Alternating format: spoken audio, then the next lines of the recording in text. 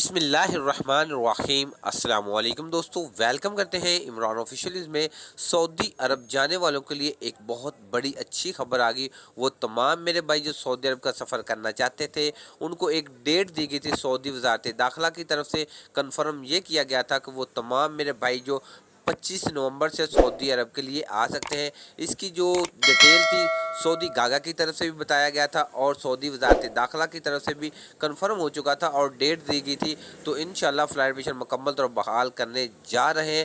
تو مکمل ڈیٹیل آپ کے ساتھ شیئر کرنے سے پہلے اپنے پیارے سے دوستوں سے گزارش کرتے ہیں، ویڈیو اچھی لگے تو ویڈیو کو لائک اور چینل کو سبسکرائب کر لیں۔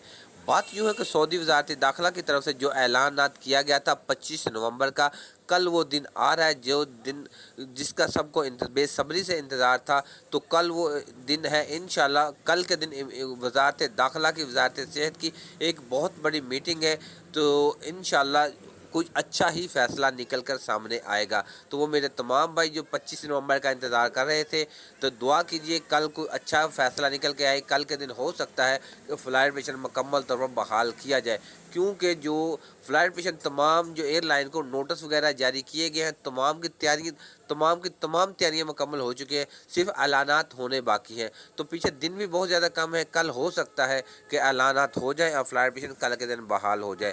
ہماری تو دعا ہے جلد سے جلد بحال ہو جائے۔